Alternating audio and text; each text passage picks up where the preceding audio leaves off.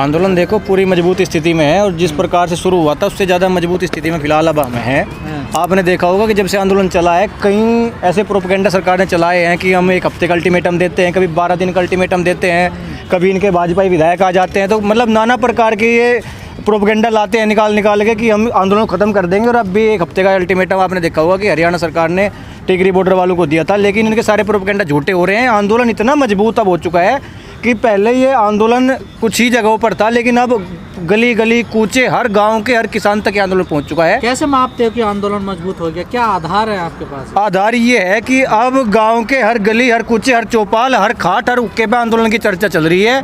और अब फिलहाल जहां पर भी आप लोग देख रहे होंगे कि जिला पंचायत अभी चुनाव हमारे पूरे उत्तर प्रदेश में होने का काम किया गया है, तो इसका हमने ये तुलना की कि एक भी जो सत्ताधारी लोग हैं, जो पार्टी की जो सत्तामय पार्टी है, उनके लोगों ने एक भी जगह अपना झंडा लगाकर अपनी टोपी लगाकर वोट मांगने का काम नहीं करा। खासकर मैं पश्चिम उत्तर प्रदेश की बात कर रहा हूँ, तो मुझे तो ऐसा नज़र नहीं आ रहा कि ये लोग आने वाले समय में हमारे सामने और किसानों के सामने मजबूती के साथ आ पाएंगे। जबकि किसान फुल मजबूती के साथ इनके आंखों में आंखें डालकर कह रहा है कि अब भी वक्त है, अब भी सुधर जाओ, नहीं तो आने वाला समय वो भयावह समय होगा जब आप लोगों को गाँव में किसानों के मजदूरों के पास जाने के लिए जगह नहीं मिलेगी। आप लोग सरकार तो मजबूत स्थिति में नजर आ रही है। कल जो सत्यपाल मलिक का जो बयान आया उससे ऐसे लग रहा कि सरकार नहीं मानेगी, कानून वापस नहीं करेगी। सत्यपाल मलिक तो पहले भी किसानों के समर्थन में कितनी बार बयान दे चुके हैं। सत्यपाल मलिक तो अभी 1 महीने पहले अपने गांव आए थे बागपत जिले में, और वहां से कह गए थे कि मैंने प्रधानमंत्री से साफ तौर पर कहा कि किसानों के साथ ऐसी स्थिति मत कीजिए। अगर आप सत्यपाल मलिक जी की बात मानते हो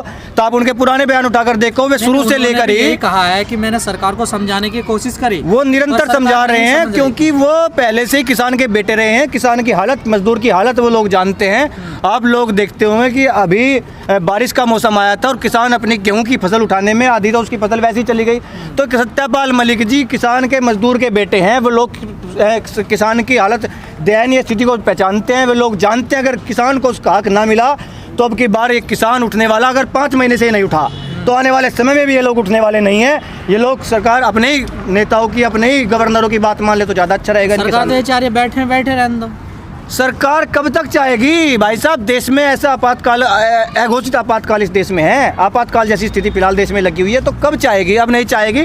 उत्तर प्रदेश ऐसा एकमात्र प्रदेश है जो देश में केंद्र में दिल्ली के जाने का रास्ता उत्तर प्रदेश खोलता है, और उत्तर प्रदेश से दिल्ली के रास्ते जाने पर किसान बैठा है। तो उत्तर नहीं होते ना सर, वोट इस बात को भूल जाइए आप। वोट इस मुद्दे पर नहीं देते। अब की बार मैंने क्या कहा, 5 महीनों से किसान ये बैठे हैं, तो अब की बार ये आंदोलन किसानों के मुद्दे गांव के होके तक, गांव की चौपाल तक, गांव की खाट तक पहुंच चुका है।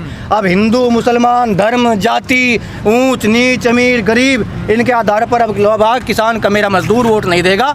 अभी आपने देखा होगा कि कालाबाजारी, दवाओं में कालाबाजारी चल रही है, तो अगर रोटी पर कालाबाजारी चल गई तो आने वाले समय इससे भी भयावह स्थिति देश में होगी। तो अगर दवाओं की कालाबाजारी से देश में आपातकाल की स्थिति हो सकती है, तो रोटी की कालाबाजारी देश में इससे भी ज़्यादा बुरी भयावह स्थिति पैदा कर देगी। आपने कहा कि वोट अब सरकार को नहीं देंगे। इसी आंदोलन के बीच 5 राज्यों में चुनाव हुए हैं, क्या उस पर कोई फर्क पड़ेगा? बिल्कुल पड़ेगा, साफ साफ तौर पर फर्क पड़ रहा है। इनकी बौखलाहट बता रही है। अगर फर्क नहीं पड़ा तो क्या समझे आंदोलन कमजोर रहा? तब भी कोई फर्क नहीं पड़ेगा। क्यों नहीं पड़ेगा ये भी सुनो। क्योंकि हम लोग यहाँ पर बैठे हैं, बंगाल में भी गए तो हमने किसानों की बात करी। हम लोग जाकर कहीं भी वोट डालने के डलवाने की बात नहीं करते। वोट हमारा निजी अधिकार हो सकता है। मैं अपनी जिम्मेदारी लेकर कह सकता हूँ कि मैं इस सरकार से इतना पीड़ित हूँ। 5 महीने से इस देश का किसान यहाँ पर बैठे हैं, तो मैं इन्हें वोट नहीं दूंगा। वह वोट दूंगा तो किसान का, मेरे मजदूर की बात करने वाले लोगों को वोट दूंगा। मैं उन लोगों की बात नहीं करूंगा। हालांकि बंगाल के लोगों में जागरूकता आई है। आपको परिणाम बताने का काम करेंगे कि इन किसान आंदोलन का कितना प्रभाव पड़ा है, कितना प्रभाव नहीं पड़ा है। आने वाले समय में नतीजा अभी तो आप ठेका ले रहे हैं कि कोई भी वोट नहीं देगा।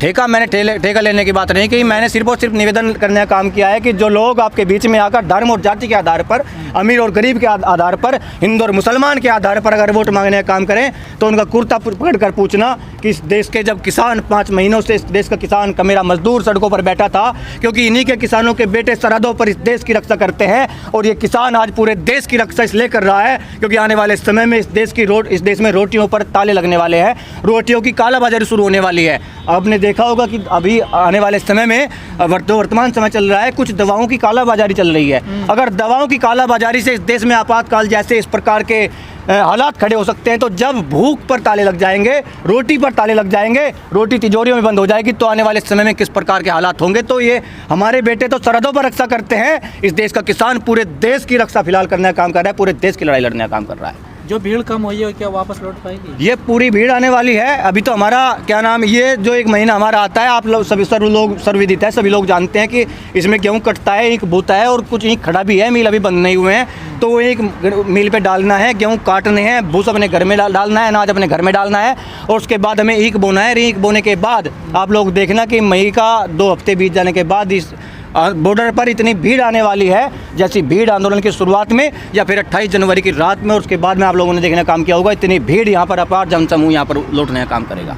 या मनोबल टूट गया किसानों का मनोबल कोई तोड़ ही नहीं सकता। किसान तो वो है कि जिसकी पूरी फसल ओलावृष्टि में बर्बाद हो जाती है, जिसकी पूरी फसल में आग लग जाती है, जिसकी फसल का दाम नहीं मिल पाता है, लेकिन वो फिर भी इसी इच्छा के साथ, दुगनी मेहनत के साथ अपनी फसल को पैदा करने का काम करता है कि आने वाले समय में अब की बार फसल पिट गई तो आने वाली फसल वो जोरदार तरीके से इससे अच्छी पैदा करेगा और अपने बच्चों को और पूरे देश को खिलाने का काम करेगा। तो देश के किसान का मनोबल तो ओलावृष्टि, प्रकृति, इस देश की सरकारें वे नहीं तोड़ पाई, तो इस देश के 5 महीनों में इस देश के किसानों का मनोबल टूट जाना ये तुच्छ सी बात है, ये मुझे हजम नहीं होती। क्या लगता है किसान नेता सही से रणनीति नहीं बना पाए, जो सरकार नहीं छूट पाई? किसान नेता अच्छी रणनीति बना रहे हैं और पूरा संयुक्त किसान मोर्चा के तत्वाधान में फिलहाल पूरा बॉर्डर, तीनों बॉर्डरों पर आंदोलन चल रहा है, और रणनीति तो इतनी अच्छी की बार बनाई है कि आप लोगों ने सुना भी होगा, संयुक्त किसान मोर्चा ने आह्वान किया है कि हम लोग संसद पर अपना फसल बेचने वाले हैं, तो जब संसद पर फसल बिकेगी और जब मोदी जी कह रहे थे कि एमएसपी थी, एमएसपी है और एमएसपी रहेगी,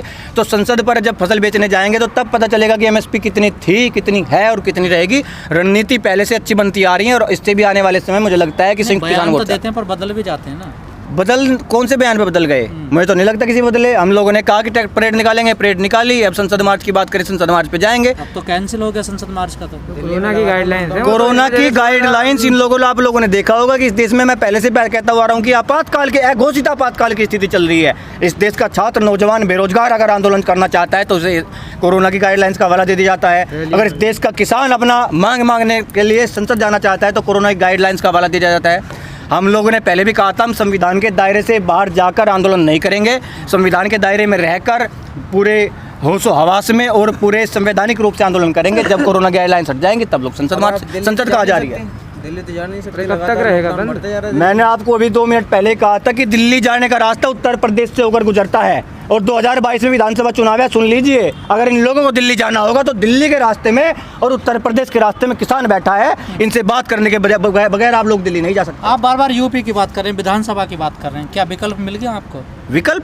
विकल्प तो मिले रखे हैं, ये नहीं कोई और सही, कोई नहीं कोई और सही। जो किसान का मेरे मजदूर की किसान तो कंफ्यूज है ना। जो हमारे पास आकर किसान का मेरे मजदूर की बात करेगा, जो किसान का बेटा होगा, जो हमारे क्षेत्र का होगा, जो किसान मजदूर का बेटा होगा, उसे वोट करेंगे। लेकिन इन लोगों को वोट नहीं करेंगे। आपने चुनी थी, ये भी मजदूरों की, किसानों की बात करती थी। तो पहली सरकार उसे प्रताड़ित हो गए थे, इन लोगों के मुंह में आ गए थे। अब किसान का मेरा मजदूर बिल्कुल जागरूक हो चुका है। ये लोग अब की बार किसानों के बेटे को वोट करने का काम करेंगे, ना कि किसी पार्टी, किसी नेता के चक्कर में अगर वोट करेंगे। अब की बार वोट करेंगे तो किसानों के बेटों को वोट करेंगे।